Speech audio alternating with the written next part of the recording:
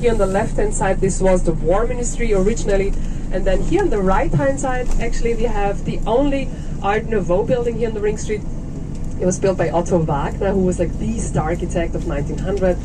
And that was also the time when the architectural styles changed a lot, and so he was allowed to build his idea here. It's actually still a post and bank. Yeah. But the other buildings, as you can see, are all in the same style. So it's Neo-Gothic, Neo-Baroque, Neo-Renaissance here on the left for the Museum of Applied Arts, as Renaissance is the epoch of the arts, so we wanted to make a reference to that.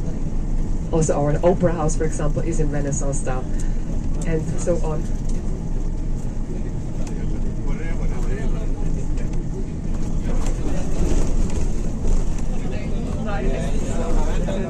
Okay, I speak slower, let's try. Here on the left we have the city park, yeah, city park. It's the biggest park in the city center, and in general 50%, half of Vienna is green. We have a lot of trees, a lot of parks. In the very back, yeah, you can see an old part of the city wall. The city wall stood here for 660 years, until 1860, okay? And then the King Franz Joseph, you're going to quite a bit, yeah? And Vienna in the end had 2.2 million inhabitants in 1910. Look to the left, there is a golden statue inside the park of the famous Johann Strauss. Yeah? Johann Strauss already played here on the left in the Kursalon. Still they have concerts there.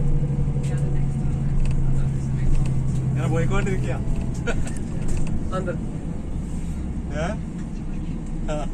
and 150 years ago, a choir came to him and said, "Please, Mr. Strauss, we've written such a nice poem, write us a song for it." And he read that poem and said, "That's the most stupid thing I've ever read," and composed, "Vienna so nice, oh oh, why, the Danube so blue, da da."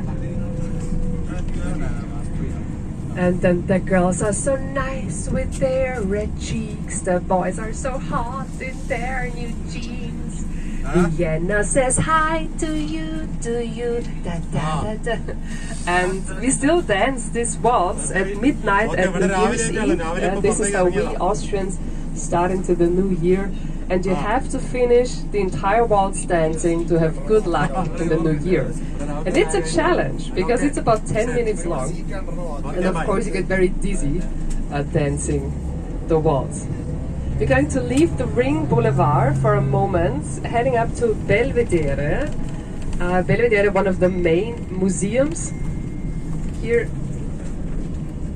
One of the heroes against Napoleon. Napoleon also came to Vienna and occupied the city, actually. And in the end he was. And here at the end of this, set up this massive monument for their soldiers.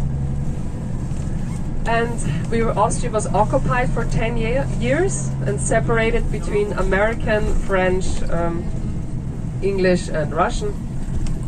And then on the 15th of May, okay, but neither you nor any of your descendants is allowed to have the slightest political power ever again in this country. You can keep your private stuff, your private money, if you have some, private palaces, but the rest is going to be ours. So that meant a lot of palaces, a lot of property. So the main line did not sign this contract, so we sent them to exile. They could go with what they could carry. And they were living from friends and family throughout nearly 50 years, until they finally signed this contract. He himself drives in Formula 3. I love to watch him, because it's his passion. Yeah. And yeah. So the family's fine, they're all wealthy, nobody got killed, okay? We were not so unfair. Yeah, back to Vienna nowadays. So nowadays we have 2 million inhabitants, we have 23 districts. Maybe you've wondered about the numbers in front of the street names. These are the districts. It's very logical. It's the first in the middle, then comes the Ring Street, then comes the inner districts, 2 to 9 plus 20. Then comes another big street, which is called Belt. In a moment you will see that. And then comes the outer districts. Maybe it's and then the 10th district is quite Turkish and Serbian. 16th is very Yugoslavian. The Serbians and the Turks are the biggest minorities in Vienna. So Vienna is definitely quite Eastern Europe-ish, yeah, but definitely Western European. I mean, the Iron Curtain was the Soviet Union. And yeah, mostly Slavic influence. Also in our language, of course I speak German, but how I pronounce the words is a little bit more Slavic. This medieval thing here on the left-hand side, by the way, that's the Museum of War. They can visit weapons of the last 400 years. It has a good motto. It says, "Wars belong to the museum." But unfortunately, nobody listens. And then also on the left, I mean, the garden itself is called Spring.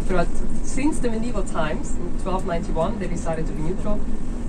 And they were just sending out there, that's just the symbol of a very popular Austrian bank, the Erste Bank. That's it. Good, so that comes to our first stop. And yeah, please, just make it real quick, 5 minutes. Okay, we got in, we go to the gate, we take a picture, we come back to the bus, okay? Yeah. Please, the moment. The economy is based on different things. It's a big part is services, of course, tourism, skiing tourism in particular.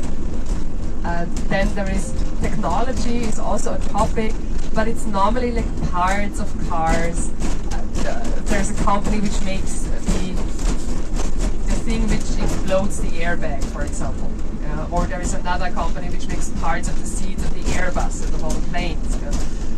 Doppelmayr made ski lifts all over the world. They are very big. Or Strabag. So these, and Swarovski when it comes to crystals, and Red Bull, that's also an Austrian company.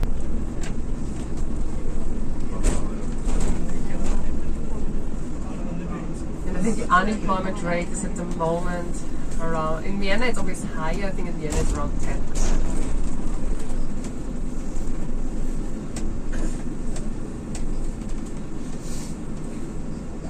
But of course, if you lose your job, then the state pays you 5 months, about 60% of what you had made before, and then in March mostly. And a ball is, for example, take a palace, okay, you rent a palace, and then you have 7 different stages, all kinds of music, you got at least like 5 bars set up, and the is 300 years old. And here on the right, in red, this is the most important music house. It's Musik in 90 countries in the world on the 1st of January takes place inside here. Then we got another museum on the right hand side, Albertina Mordan. And then on the left, we have about 200,000 students here. Studying is free. And one semester costs you 20 euros. So all this on the left, it's mostly just carriage tour in the afternoon, so you will cover that mostly by the horse carriage. That's fantastic, you can take a lot of pictures. You will also see big parts of the Winter Palace. With me, you go to the Summer Palace. The former palace of the royal family. Finished it in 1440. You can see the rooftop and then also the dome, so the tower. St. Stephen's. And then we come to the Opera House here on the right hand side. Yeah. The Opera House is the biggest repertoire opera in the world. Which means the 1,000 people who work here, they know FIT has just 450 square meters. I stood once on that stage and I thought, my parents' house fits 13 times on the stage of the opera. That's ridiculous.